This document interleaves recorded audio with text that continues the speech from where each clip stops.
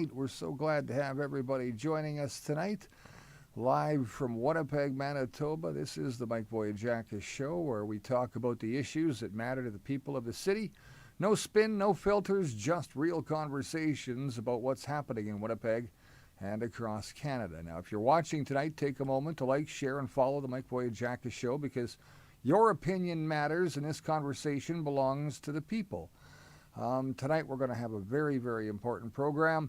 We're going to talk about the justice system, some of the problems there, the repeat offenders, how policies are affecting families, and who have already experienced some kind of imaginable losses in their lives.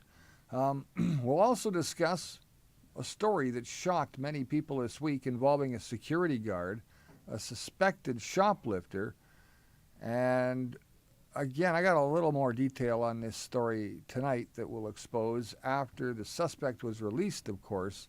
But prior to that, he took a beating, and we'll talk about that too. Now, these stories, they all raise serious questions about crime, safety, and the accountability of our community. If you stay with us, we're going to come right back, and we've got a great show lined up right after this on the Mike Vogiatzakis Show. At Santa Lucia Pizza, you know it's all about the sauce. Did you also know, whether dine in,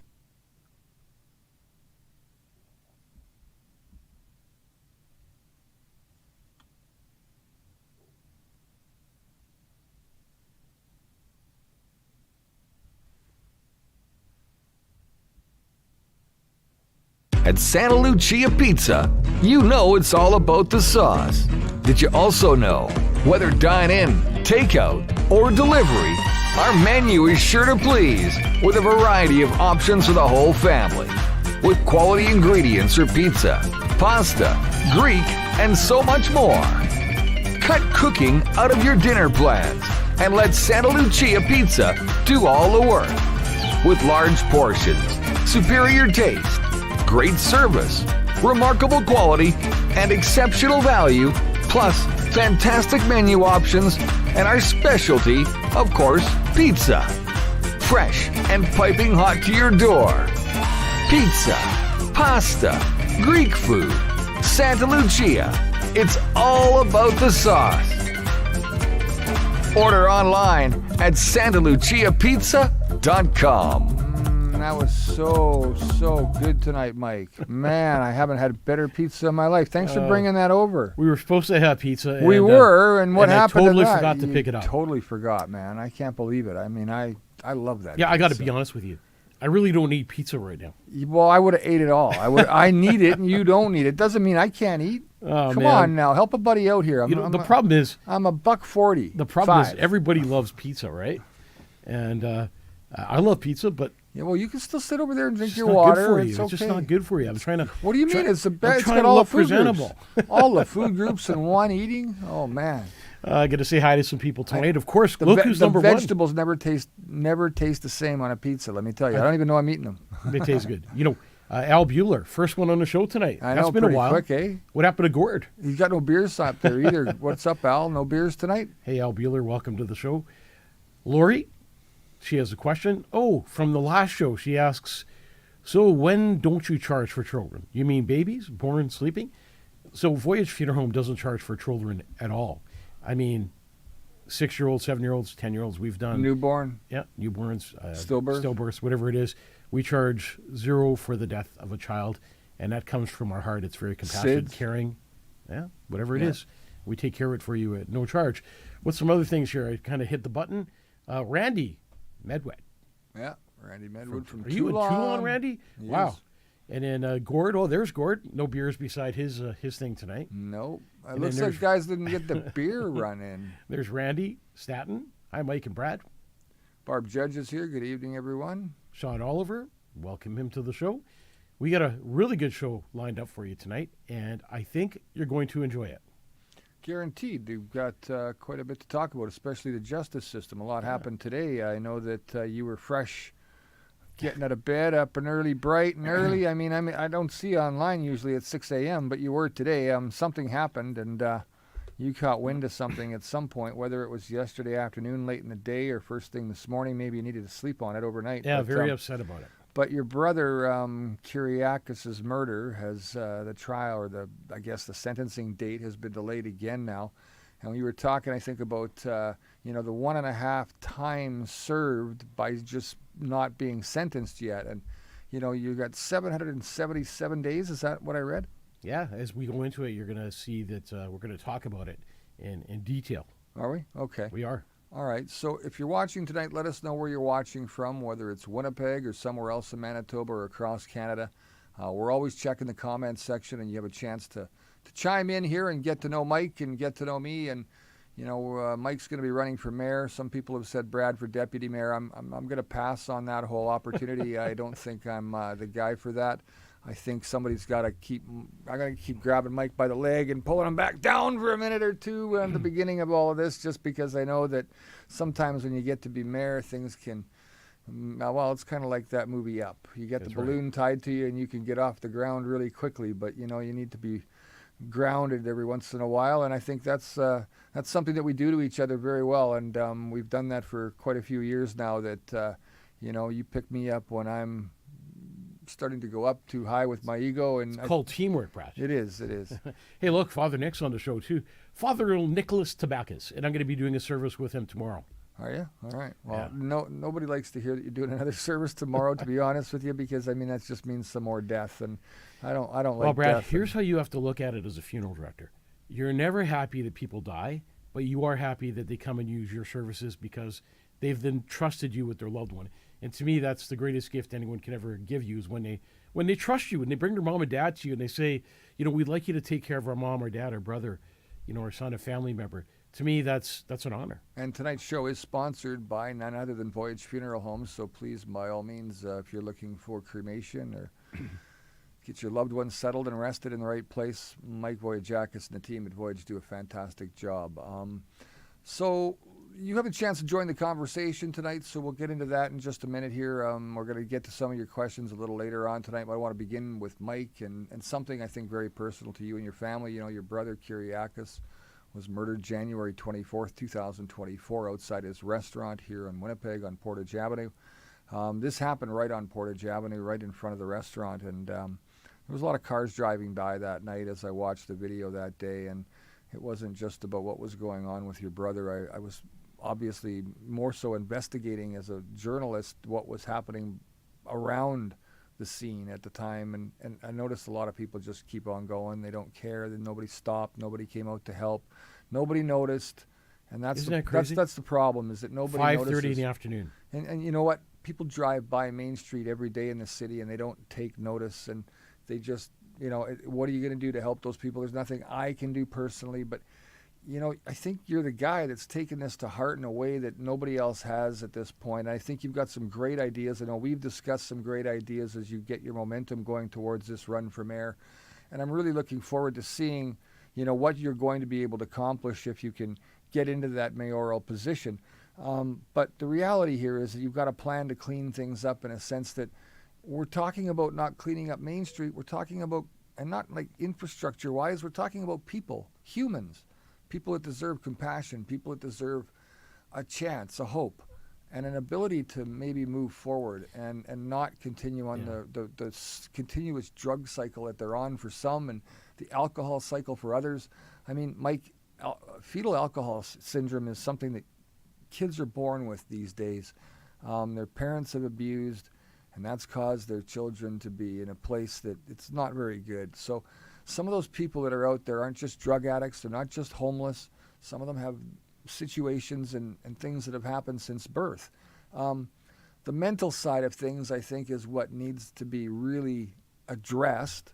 The actual, the intake of whether it's narcotics or alcohol needs to be addressed and get somewhat rectified, but it starts with mental health first. You've got to be able to get that person into a place that you can have a conversation with and show them that there is hope and that there is help. So I know that you're going to do that and get that going, and as you do, we see halfway houses all the time. That halfway house is that place where you come out of jail, you're off of your sentence, and they're You kind mean of where the getting guy you. was living and killed my brother? That's exactly where I'm headed with this. Exactly that. And that's right beside the restaurant. And the guy was in that situation, just got out of jail, was on, not probation necessarily, but definitely off of his release. And they were trying to get him a place to reestablish himself and get him back into society. And then he turns around and does this shit. And it makes you scratch your head. And these facilities ultimately are the problem because they don't need to be within those kind of areas. There's obviously lots of different places within the city and outside the city that something like this could be set up where, again, it's a controlled environment. Maybe Right. give them some more space, letting them roam free on Portage Avenue after they've just come out of jail with all those thoughts in their head. I think we isn't good. basically, I basically think we need a whole new city council, a city council that's going to care about Winnipeg, that's going to care about your families and your children and your grandchildren and the future of Winnipeg. And the good thing about me, and let's just say I didn't have a platform, period. You have a mayor who's going to care, a mayor who's going to put people first, a mayor who's going to listen to you, care and listen and put people first. It's about time you had a voice in City Hall. And it's been a long, long time since people had a voice at City Hall. And if you have a voice, people with heart, a team that could work together, I mean, counselors that actually care, that aren't there for the money, that are there to make a difference in your lives. That's going to be the new Winnipeg. That's going to be the start. I got a real good question for you. So let's just flip the script a little bit here for a second, because let's say it was my brother that got murdered on Portage Avenue outside the Cork and Flame restaurant. My brother was the owner, and you were the mayor. You knew that this had all happened back on January 24th, 2024. What would you have done as a mayor? What would your actions have been after you found out? The first thing I would have personally achieved was reaching out to the family and offering my condolences for a system that failed a family. I would have reached out as a mayor and made a difference. If you reach out and show that you care, it's half the battle. Is Right. knowing that there's a mayor in that chair who cares about what happens in a city. A crime was committed, somebody was murdered, and instead of returning calls, what Scott Gillingham did that day is just bypass me or bypass the family. And it's a big thing if you reach out to the media as a mayor and you make a comment, a public comment about what happened and why it shouldn't have happened. And it's happening on that mayor's street. Yeah. You're the mayor of the city. You can make a difference by just speaking. So, look, at the end of the day, let's say that we get to court. It's a trial. Are you the mayor that's going to come to court? Absolutely. I want to come to court to show... For big cases, right? Big cases. You want to show the family that you care, that you're going to be there, that you're going to be by their side. And the mayor loves his people.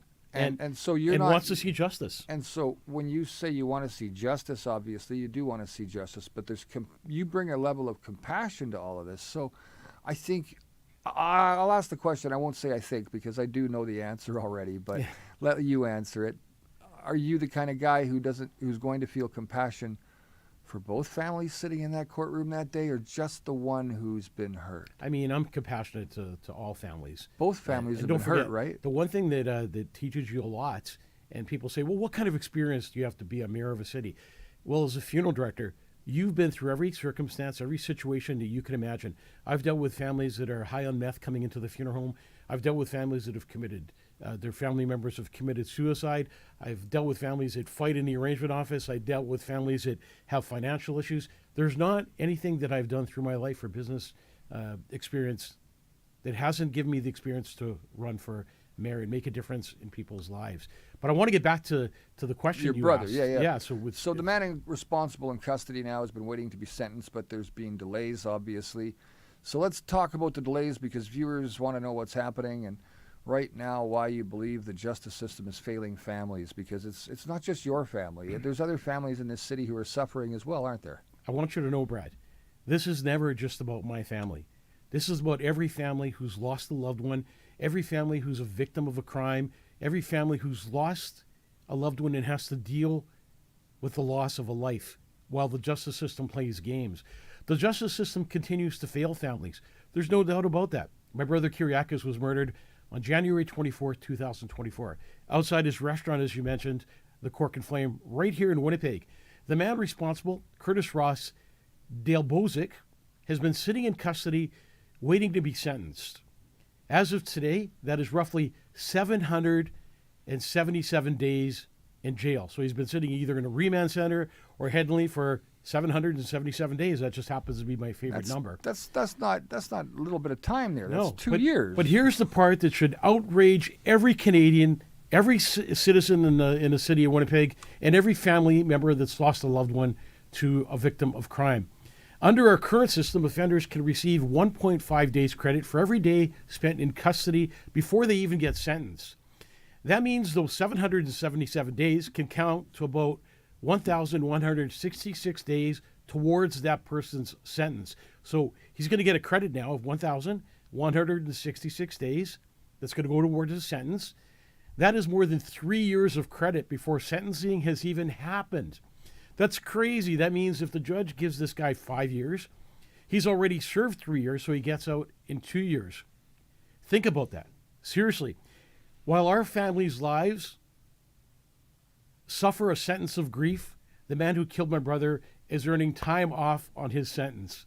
And that's almost something to laugh about. It's outrageous that would happen. And it gets worse.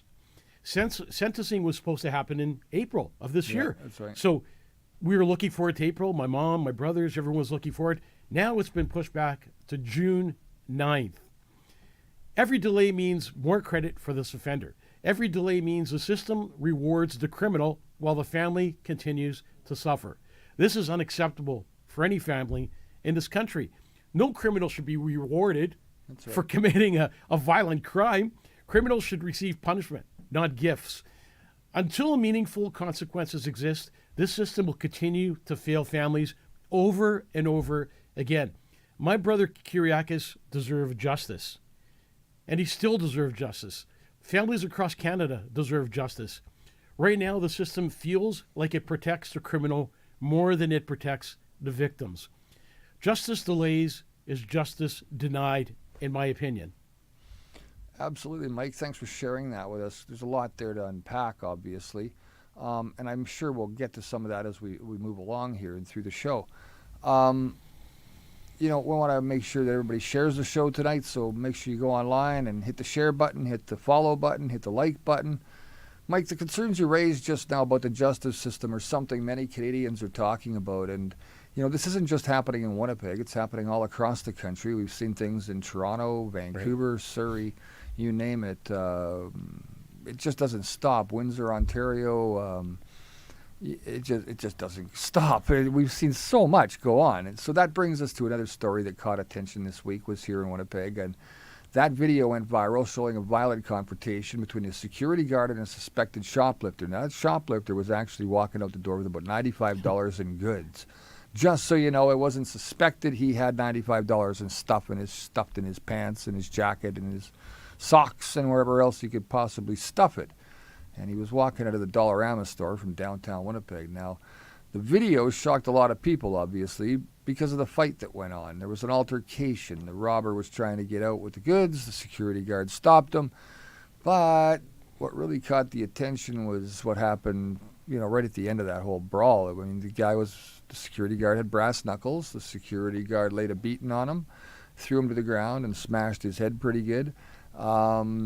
That person went to the hospital. Obviously, security guard was arrested for, assault with a weapon and uttering threats.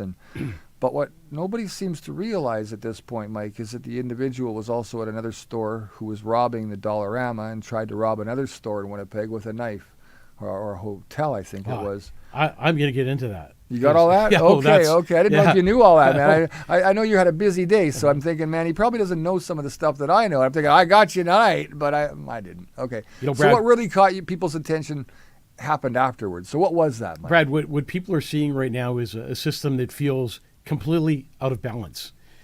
Businesses are dealing with increasing theft and violence inside their stores, outside their stores. Security guards are often the first people dealing with these situations. But we have to remember something. Security guards are not police officers. That's right. Many of them are making close to minimum wage, yet they're being put into situations involving violence, drugs, sometimes weapons, like brass knuckles that they use, but supposedly he took the brass knuckles away from the other guy. They That's what the story is. mentioned guns too, and you Yeah. know, those things are popping up. When that Dollarama video surfaced, people were shocked, totally shocked. But another question What? started being asked: what does someone go from being in a violent confrontation with that security guard to being released out of prison, out of jail The next day. So after that happened, he went to the hospital. He Got medical attention. He got arrested Went for to what the happened. remand center. Went to the remand center, and then the judge released him. Took another beating and then went out, got released. No. So to allegedly threatening someone with a knife days later. So days later, the same person who was in the fight in the Dollarama was released on a promise to appear from the courts, back on the streets, pulled a knife on another individual. This is this is a pattern people are noticing. That's right. People are getting arrested. They're getting released. And the same individuals often appear in the system again shortly there afterwards. I can tell you that businesses are frustrated. Even at our funeral home on Henderson and Hespeler, we need to lock the doors during the day, not during a service, but when we're just running our business. Security guards are definitely frustrated, no doubt about that. And the public is watching the cycle happen over and over again. So when do we say enough's enough? When do we stand up and say something's got to be done? And why is not our current mayor and our premier standing up for what's wrong and fighting against the justice system, going to the federal government and saying, hey, our streets are being destroyed by what you guys are doing? The police are catching these guys. They're doing their jobs, but they're frustrated also. And then a couple of minutes later, person's back in the street committing the same crime, getting rearrested the next day. And what do you see? Him committing another crime. Intolerable. Absolutely. So, like, when we look around now at what happened to your brother and we look at this situation, Mike, many people are experiencing this in parts of the city today. And, whether it's a murder in a different part of the city or whether it's, an assault in a different part of the city, all parts of the city are starting to kind of get a little more agitated, a little more, I guess, criminal in a sense. And that comes from a lot of issues that we're faced with as Canadians, doesn't it? It does. Now, we're not here to talk about all the Canadian issues necessarily in a federal kind of a level, but the federal level always trickles down to the local level, doesn't it? And that's something that I think, as a mayor, the feds kind of throw this weight on a mayor and say, you deal with your own local crap, and we're going to sit here and tell you how to do it and what to do. How does a mayor deal with stuff like that? Be assured of one thing. I will not be a quiet mayor. In May of 2026, when I'm registered as a mayoral candidate, I will stand up and speak out when something's wrong. Even when politicians say it's not our jurisdiction. And we're hearing that all the time. For years, we've heard that. The same excuse. That's not our jurisdiction. Federal problem. Provincial problem. Someone else's problem. Meanwhile, the consequences are happening right here on our streets in Winnipeg. Our streets. And who do they call? Who are they going to call? When it happens to somebody's family in Winnipeg, who are they going to call? Who did you expect to call? Or who did you want to call when that happened to your brother? You wanted to call the mayor. Well, I wanted to call the mayor. You would have thought the media. I wanted right. to, you want to talk. You should. The mayor should have an open book policy and an open policy to speak to people that are victims of crimes, people that have a problem with the city, people that want to talk about something that's important. Now, it shouldn't have taken you reaching out to him, though, right? That's one of the other things that's really important. I reached important. out to Mayor Gillingham, and I wrote him a number of letters. Oh, did you? A number of letters. Did I get one response? No. The question is no. Not even one single response. Answer, but yes. And let me tell you something. That actually started a fire in my soul that I talk about all the time. That's not going to be put out very easy. And people say, well, you're picking on the mayor. No, I'm not picking on the mayor. What I'm doing... I'm going to be the mayor. Listen, this is happening on our streets. It's happening to our businesses, our families. The catch and release system is failing communities. Repeat offenders are arrested, released, back on the streets again and again. Many people, including politicians, say a mayor cannot do anything about it. No, you just can't do. But I disagree. We've heard that for weeks, haven't we? Yeah. Leadership means speaking up even when it makes people uncomfortable. My own family knows the consequences of a broken system. No doubt about that. My brother was murdered. Everyone knows that. The offender was a catch and release promised to a peer person. My family will live with that loss the rest of our lives. Tell me again how that's not our jurisdiction when we lose a loved one and it's not our problem or it's somebody else's problem. When people are dying, when businesses are suffering, when families are living in fear, no leader should stay silent. If speaking the truth makes some politicians uncomfortable, so be it. When the time comes, I will challenge broken policies, demand accountability from all levels of government, and I will stand up for safety for all Winnipeg families. In my brother's memory, I will fight, and I've said this before, with every little bit of strength I have left in my body to make Winnipeg a safer place for you and your families. Because leadership is not about hiding behind jurisdictions. Leadership is about fighting for your people. And you will be my people, and I will fight for you with everything I got. Okay, so we kind of talked about the Fed aspect of things, and the Feds obviously, not only from Ottawa, but also we've got Feds from just Wab-Kinew position, right? So from a premier point of view, does he openly welcome working with the mayor? Is that something that he's gung-ho about, or is that a problem? I'm not sure. I haven't reached out to Wab-Kinew. I'm not a mayoral candidate yet. But when the time comes and you'd like to talk to him, right? I want to have a talk with him. I think Wab-Kinew is a guy that you could work with. I think change can be made, and he's starting to show that he's caring about Manitoba. He's making changes. I mean, look, they tried to lower the speed limit. The council in Winnipeg tried to lower the speed limit to 40, and he stepped in and blocked it. Yeah. So that's the right thing that a premier should be doing. And a premier and a mayor should be working side by side with each other for a better Manitoba, a better Winnipeg. And when you have that team, it's a team that's unstoppable.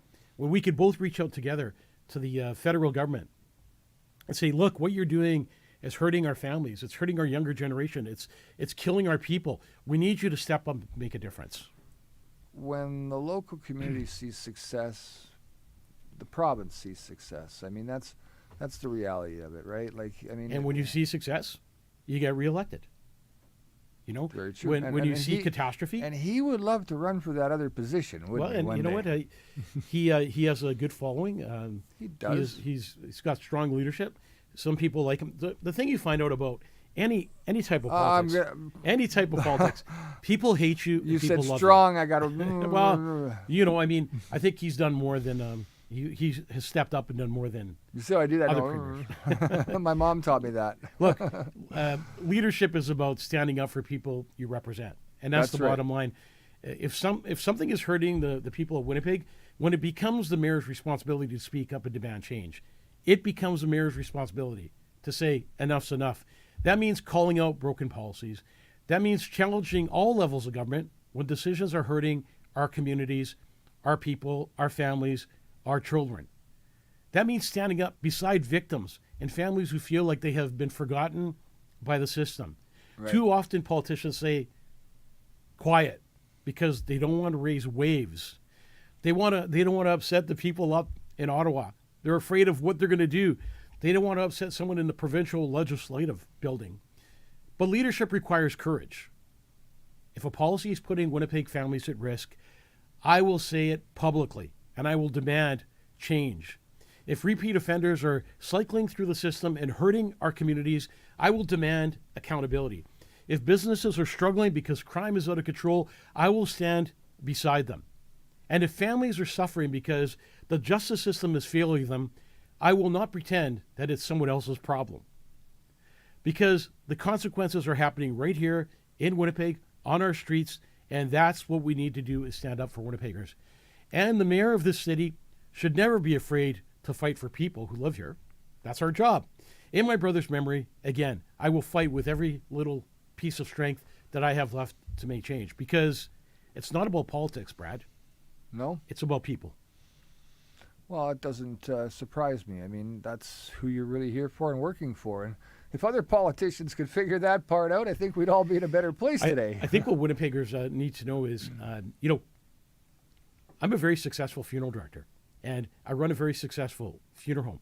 I don't need to run for mayor. It's not a money thing. I already make the money that I'd be making as mayor. I'm stepping outside my box because this city deserves somebody to speak out and make change and make a difference and be a real person who's going to be your voice. And when you have that, you have a win-win situation. I'm going to be honest with everybody. This is a born, raised, pure, homegrown, bush jacket wearing youngin' who used to party and have a good time, and he knows everybody like everybody knows him. And I tell you what, if that's not a leader, I don't know what is. I mean, he's never steered you wrong, at least not all of us. There may have been obviously situations in your past that are going to be brought up at some point too, Mike, and you can't ever say that you know. I'm not an angel. I'm not an angel. I mean, I'm not perfect. I've made mistakes in my life, and I'll admit to them. But with every mistake that you make, you gain experience. It's only a mistake if you do it twice, and right? I say this all the time. Pencils have erasers, so you can erase the mistake and move on. That's right. Clear page. Yeah. And sure, not everyone's perfect, but as you grow up and you become more responsible and you learn your way around life, everything you've done below that is an experience. It's a stepping stone to the next step. I know we didn't rehearse any of this, and this is not planned at all, but do you have anybody that you'd like to say sorry to from back then? Is there anybody that you would apologize to? Yeah, I think I've apologized to most people that, like, I'm a very forgiving and loving guy. And when I do something wrong, I'm quick to say to somebody, hey, look, I'm sorry for what I did. I didn't mean to do that. And it's just the way I kind of thought did. you were like Fonzie. You can't say those words. No, I'm I'm very compassionate and caring inside, and I have a conscience. So if I piss somebody off or if I do something wrong, eventually I'm going to reach out and say, hey, look, man, I was wrong when I did that, and I admit it, and, bygones be bygones. It is what it is. Well, I can honestly say every discrepancy that we've had against each other along the way has always been rectified, and that's why we're still sitting here today, is because we both have the courage to, I guess, say the words that need to be spoken, and that's sometimes hard for other people to do, but when you act that way, that's true leadership, isn't it? It's true leadership, and it's something that you're taught through funeral service. You realize in funeral service that those last words that you say to somebody may be the last words you ever say to them, and then you have to live with that guilt. So, if I tell you, hey, Brad, you know what, go blah, blah, blah yourself, and then you die tomorrow, I can't take that back. It's something I need to live with, and guilt is probably more painful than cancer. I got to be honest. I went through it a couple weeks ago when Carl passed away, Carl Krebs, and I talked to him the day before, and I think my last words were just go to the hospital and get yourself checked out. And unfortunately, he checked out a different way. So now during the break, Mike, you mentioned an interesting conversation you had recently. You spoke with someone who moved to Winnipeg not too long ago. He's been in Canada for quite a while, but he only recently relocated here to Winnipeg. Now, you also mentioned he shared a personal story with you about his son who lives with his mother in Ontario.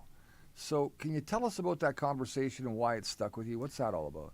Brad, very interesting conversation. This gentleman has been in Canada for a number of years, but he recently moved to Winnipeg.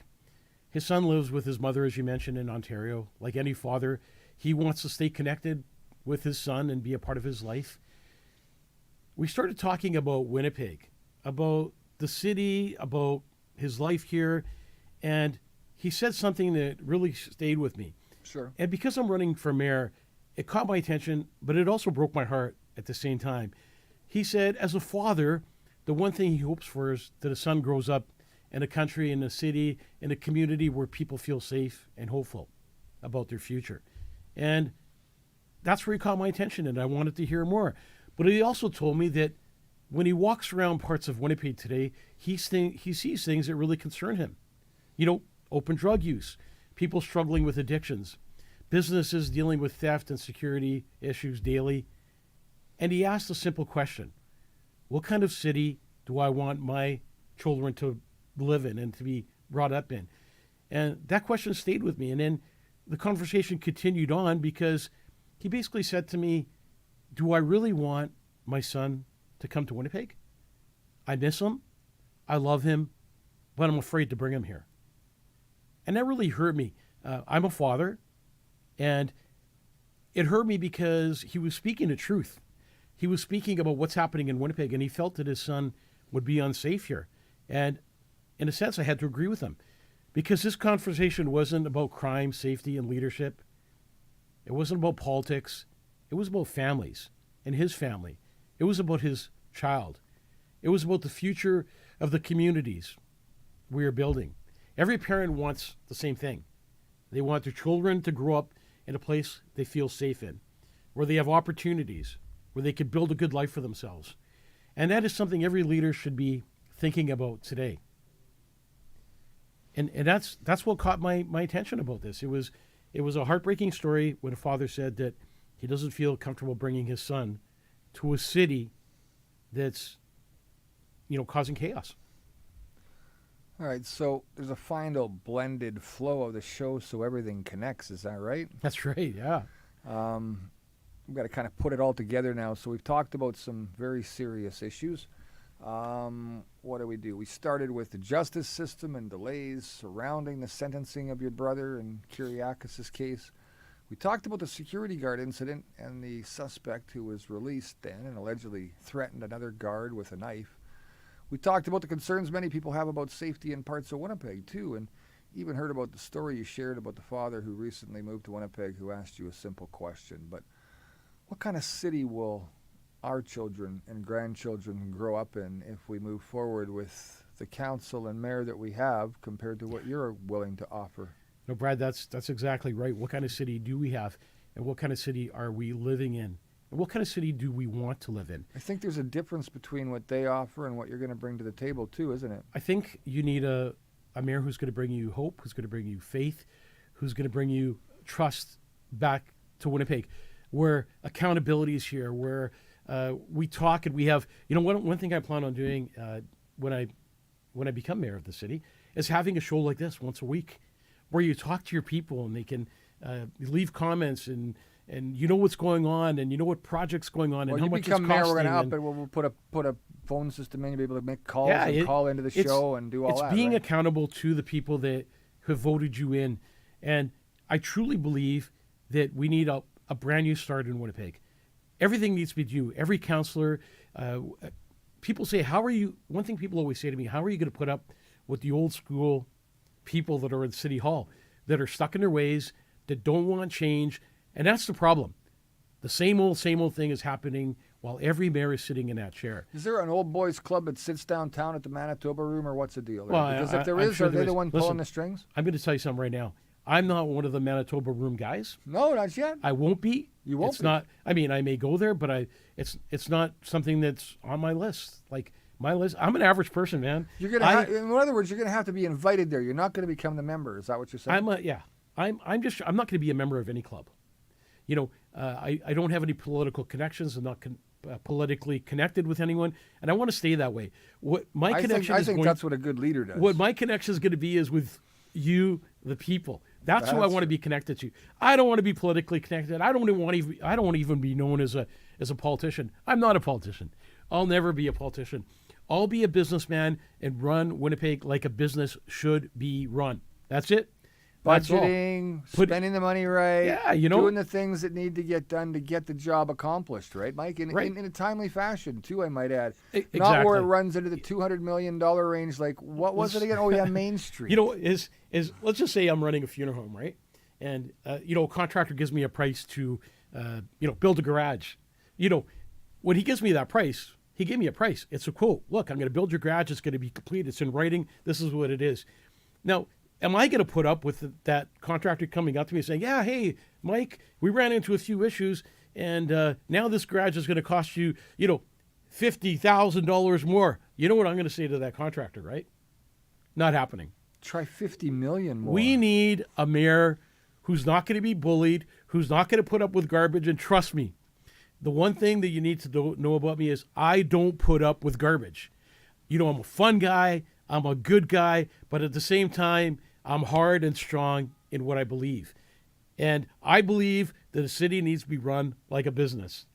No games, no overspending of money. Look, this is the price you gave me. This is the quote you gave me. This is what I'm paying. And I'm going to be accountable to the city where I open up my books and say, look, here's the guy's quote. This is what he's doing for us. This is why we selected him. And this is why he's going to build our garage for us. Perfect example of running a business. I don't understand how any mayor can run a city and just let things slide under the carpet while tax-paying citizens. And forget this consulting fee. Consulting. People say, where are you going to get the money from? Well, the money's already there. It's been there for years. It just needs to be allocated to the proper places, not hidden under the carpets. Yeah, we call that well spent, right? Well spent. You know, if you're running a business and you do that, you're going to go broke. I got a question for you. What do you think you would have done with $50 million had the Portage in Maine not been over budget? What could that $50 million have cleaned up, Mike? Let me tell you something. What we need What to kind do, of a facility could that have built? What we need to do, Brad, is get to the basics of running a city. Fix our infrastructure, fix our streets, fix our bridges, and then take care of our people who drive on our streets, who walk on our streets, take care of mental health, take care of the drug issues, take care of the things that matter. Mike Vogiatzakis, Safety. Making life better for citizens. And, right? And you know what? I want to be more accountable to citizens. And when somebody spends $50 million, I want to show the citizens where that $50 million went.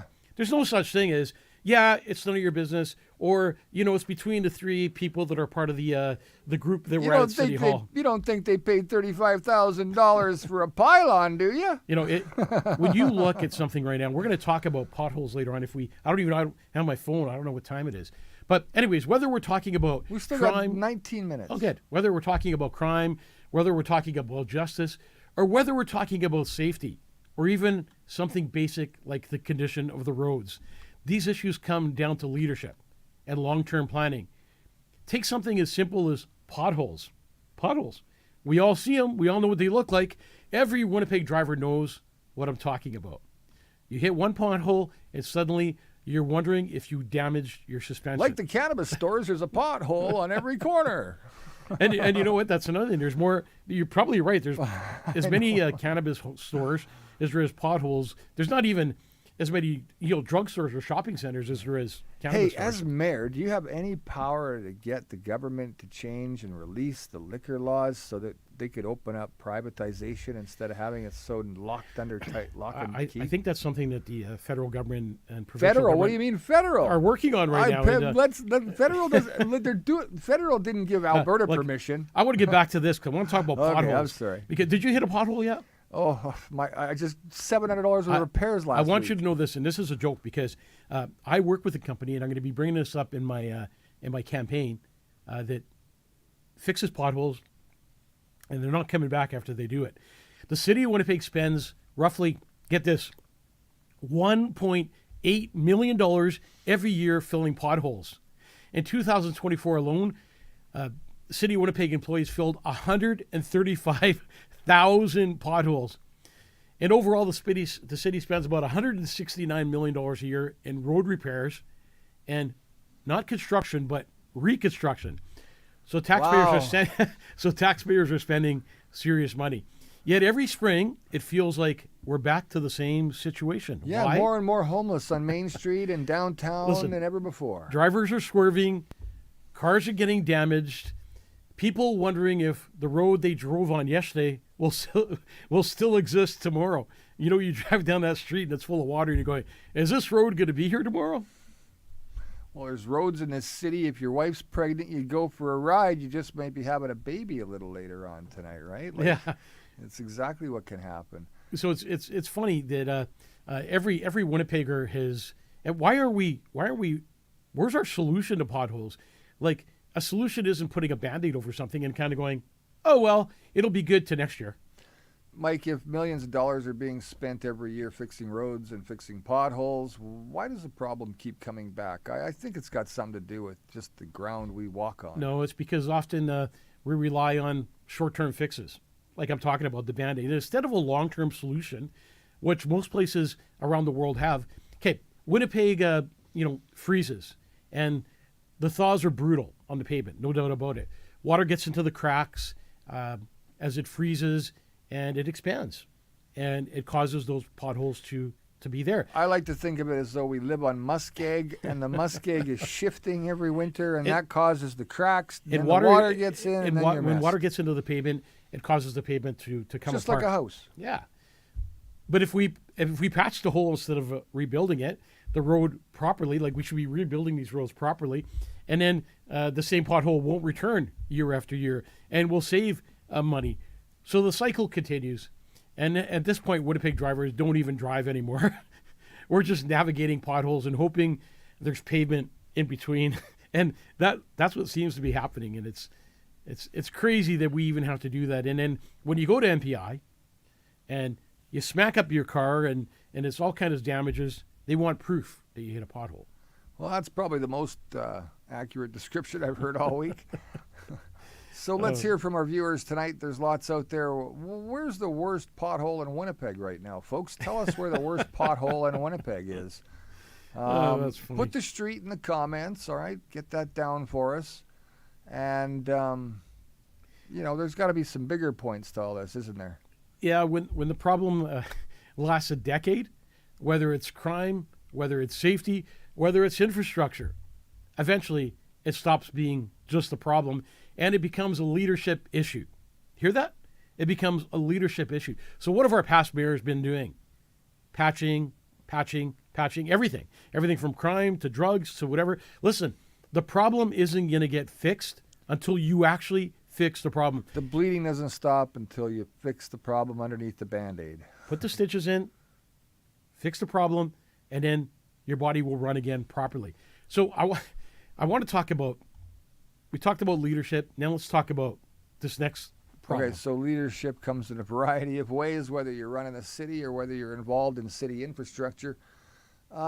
This is a major deal because what's happened here over the past couple of years is the Winnipeg metropolitan region fired up. They started to zone the city in a way that it was being divided and sectioned off, right? So that really has led to some infrastructure issues, I think, that you want to talk about tonight and that you haven't really kind of... Infrastructure? I seen a guy fishing on the way here in one of those potholes. Does he have a boat? Yeah. You could probably put a boat in one of A canoe. Yeah. All right. A canoe.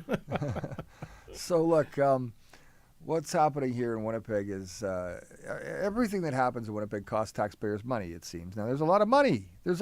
Are you surprised that there's as much money as there is? I mean, we're talking about some infrastructure here that $6 million, I think, to just do the roads. What else is thrown around? $200 million at Portage and Main project. However much that taking the pool out there. Consultation fee. Yeah. It's nonstop. Putting these slowing curves in, shutting down streets, painting them, the buses. So it comes back to that WMR situation that I was talking about, and they've divided the city up. You're seeing it with minor hockey as well. You've seen them divide up minor hockey a little bit differently now over the last couple of years. And this is what it's all about. There's infrastructure that's changing right in front of us to make way for this new 15-minute city crap.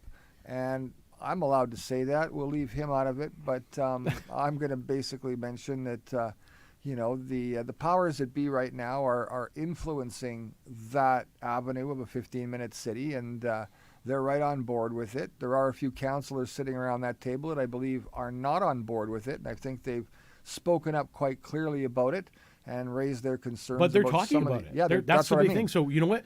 This isn't. We're not. Bashing anybody. Yeah, this is really happening at City Hall. They're talking about it. They're arguing about it. But they are trying to do that. They're debating about it, is what it's really coming down to. And you're going to have debates too. It's not arguments necessarily, but I always say this: if you're gonna build infrastructure, why don't you build it properly? We got bike lanes whipping in and out of traffic, and they're wondering why people are getting hit by cars. I always say, why not extend the sidewalk? Like, if you're going to do anything, extend the sidewalk, because we got a lot of room where you can have a walking path, you can have a bike path, you can do whatever you want without going out to the street and slowing down traffic. But that's not the plan. The plan is to slow down traffic, to get cars off the road, to keep people in certain areas. And Brad, we know, for example, that Scott Gillingham sat on that board, and they tried to get St. Andrews and Selkirk and all these small communities on board. And what would have happened there? Who would have had the power? Would have been still a city.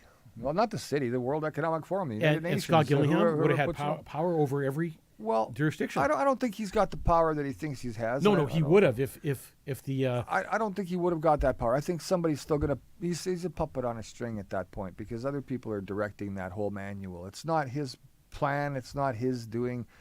He's just following along. He's taking his cut along. Now, when I say cut, I'm talking about his cut about how he has to implement all of this. I wonder how much money has been. Well, under the table, Yeah, I'm you not know, sure. You never know. the W. You never know. I heard some numbers. Look, I'm going to be and, honest with you. I heard some numbers thrown around. I never heard it how thrown much around. money is each city getting? It was about the cities. It wasn't about the individual. It was always about the mayor, not about the mayor, but about the city itself. The city gets that $50 million to implement certain things within the infrastructure packages to get this all started.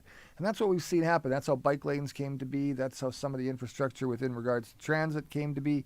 And that's where we're really headed with this next topic is transit, because people are really, taxpayers. They want solutions to the problems. They thought that the bus service was better before. They were able to get to where they needed to go. Kids were able to get to the University of Manitoba and get off the bus right in front of the dorm or the dorms or the study halls that they wanted to get into. But the city of Winnipeg's been dealing with constant vandalism. Bus shelters, glass panels are being smashed so often that the city started testing polycarbonate bus shelters, which are stronger and harder to break. But the reasoning behind all this is replacing broken glass that reportedly costs over $1 million in recent years. So let me ask you this, Mike. Why are taxpayers constantly paying the bill for destruction of public property?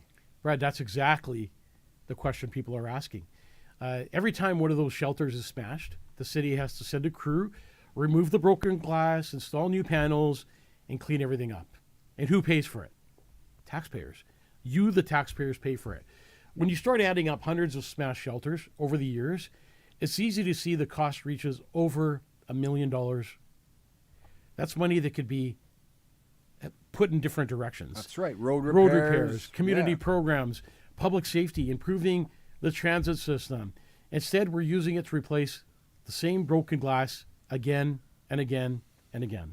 So look, stronger shelters, is that really a solution to install them? Or they can still be smashed easily too. I mean, you can run a scooter into it or a bicycle, for crying out loud, and probably dent it up pretty good or break it. Brad, I believe making a shelter stronger might reduce the vandalism. That's a practical step, I believe. But it's not. But how about revenue generating? But it also raises a bigger question. And you know that I have something in my platform that I don't want to talk about that has something to do with this. But why are we seeing so much destruction on public property? That's the first question to ask. Because stronger glass might stop the damage, but it doesn't solve the underlying problem. And here we go again, putting another Band-Aid on a problem, saying, oh, we're going to fix the problem, but we're really not. When vandalism becomes common enough that the city has to redesign bus shelters just to prevent them from being destroyed, that tells you something deeper is happening. Yeah, like we need more police on the streets. It tells you communities are struggling with disorder, crime, a lack of accountability. And again, the people paying are the citizens of Winnipeg. That's correct, and that's a constant thing, isn't it, Mike? It just doesn't seem to balance itself out where we've get it under control. We get so close, but then all of a sudden somebody snaps a finger or flicks a light switch, and the next thing you know, just as much destruction to public property as we saw in the first time around. So again, things aren't necessarily, you throw money at things, but it's not necessarily the be-all, end-all of fixing it. So when vandalism becomes too much, taxpayers obviously don't want to continue to fund it, and the mayor gets involved to say, that's it. You think it's more police? Yeah, I I just can't campaign yet. And you know what? I just can't wait. And, I've been told numerous things. I've been saying, oh, Mike, why do you want to, like May is when the registration starts. The election isn't until October. What are you doing? Why are you getting in there so early? Because I want to openly campaign. I want to be able to come on the show and talk about solutions instead of problems. And I'm sure a lot of people are going, why is this guy always talking about the problems? Like, what's his solution? We already know the problems. Yeah. But coming May, I might release, one of my platforms or two each month until I reach October when I release my most powerful. Are you going to be okay? I'm going to be okay. Lucky you're sitting beside a funeral director. Mm-hmm. Anyways, that's why I just can't wait till May. And I'm kind of behind the eight ball because if I get caught campaigning, that's right, then they're going to say, hey, sorry, you're disqualified. you can't run for mayor. So Now, we can't talk about the solutions. We can talk about the problems, and that's something that we've done all the way along, and we're going to keep doing right up until May. And yeah, that's okay, because what we're doing is we're really communicating what other people are bringing to the but people table. are getting to know me as a person too. Yeah. And a show like this, sure, I think it's wrong that the mayor Gillingham is campaigning right now. In the address to the city, he was campaigning. Yeah. Wherever he's going, he's campaigning. So I don't understand why a person that wants to run for mayor can't campaign. What's the big deal? What's it going to hurt? Is it going to hurt city council or Scott Gillingham or anyone else? Either way, that's the law. Those are the rules that we got to follow. So I'll wait till May where I can, get in there and talk about what I want to talk about. It's like in that quarter-mile streetcar race, and the guy's got 10 seconds start on the guy because his car isn't as fast as a 10-second car. And, yeah. You give him that head start, right? And he gets that head start to kind of get in there. He needs it, Mike. Don't worry about it. I mean, he needs coming. it compared to you. It'll happen in May. And the bottom line is, I think I'm pretty sure people have had enough. I think one thing that I'm going to say right here is we should have, I have a movement going on. Everyone knows that. And the movement is strong. And people are following me. And, I went out for my mom's birthday yesterday. Oh, Mom, happy birthday, by the way, 80th birthday. Yeah, happy birthday, Helen. 80th birthday. She hit a milestone. And my wife, Sharon, just celebrated her birthday. I'm not going to say her age. Otherwise, she'll... Well, she's 29 and holding. I won't be running for mayor. 29 and holding. And, the... Mrs. Future Mayor, you mean? Future... What do they call the mayor's wife? Mrs. Mayor. Mrs. Mayor? Is that what they call her? So anyways, when taxpayers keep paying the bill for the same problem over and over again, eventually people start asking a simple question. Who is actually being held accountable, Brad? I want to talk about... Do we have time? What time is it? We got 3 minutes. 3 minutes? I don't have enough time to talk about... I want to bring up the homeless encampments. Sure, but are they really encampments, or are they just people squatting out there because they got nothing else and nowhere else to go? I think across Winnipeg there's been a growing debate about homelessness, encampments and parks along riverbanks and near businesses. I'd like to see you get your hands on some statistics coming up. People are divided right now. People are divided. Some say the city must show compassion and provide housing and support. Others say encampments create serious concerns about safety. I want to stop you for a second. Fires. I think this is really important. Needles. Really important. Drug use. Vandalism. No, man, it's really important. Why don't we do this? Why don't we go online and ask people, get some polling going, and let's get some opinions from polls. Why don't you find out what's going on that way, too? Because I love to do that because I'm all about starting a conversation. Well, that's right. And the more we hear from the citizens, listen, that's why it's important for you to like, share, and follow the show. Yeah, it's not just whether or not you'd vote for Mike Vogiatzakis. It's about whether or not what solutions you might have. He might propose a question, and you give him a yes or a thumbs up or a thumbs down. That helps him make decisions along the way. And in the comments section, you'll be able to speak your piece, which, again, I don't see anybody else asking you for your opinion ever. No, they won't. You know what? Maybe we're going to have some copycats down the line. Did you see the video that came out today of the lady, grandma, who went up to the guy, the member of parliament? He was sitting in a mall, and she just give it to him, man. Do you want that to happen to you? And if it did happen to you, how would you deal with that situation? Tell me, be honest. Would you stop and talk, or are you going to run away like a coward? I would turn around and I would talk to them, and I would listen to their problem. I thought you were going to say run. No. I'd turn around and run. No. Yeah, well, she's got a broom, I would. But you know what? It's about, you know how good it feels? I was out for my mom's birthday yesterday, right? Yeah. And 2 people walked up to me, and both gave me their names and numbers and said, I want to help on your campaign.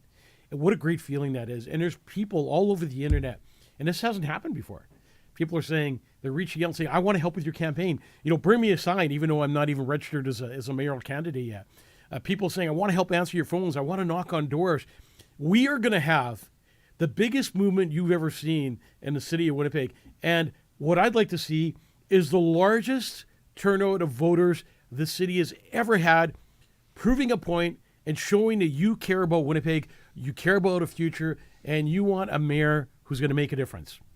You know what? Absolutely. These guys have been there. Listen, anybody who's been there has been there, done it, but has not completed it. So why would you elect people who have done nothing? That's something else. No changes. Putting a Band-Aid over problems. Why would you not elect somebody who's going to step up, stand out, speak out, and care about you, the citizens. 100%. It's all about compassion, and you got to have a little bit of strength and confidence along the way too to be a good I have mayor. strength and confidence. I know. And when I move forward, there's nothing that's going to stop me. Well, we've reached that hour, the witching hour, as they An say. hour already? We haven't even finished our show. I know, and 2 shows in a night. Whew. Make sure you like, share, and follow the Mike Vogiatzakis Show online under Facebook. You can also find us on YouTube and Rumble. We're everywhere you want us to be because, well, we cater to you. We don't cater to us. We've got no real agendas or plans other than trying to get you the information and talk about the topics you want us to discuss. And everything that we do here is reflective of making this city a whole lot better as we move forward. So thank you for being here tonight, Mike. Take care of yourselves and each other. God bless you and your families. Good night. Good night, everybody. Thank you, Brad.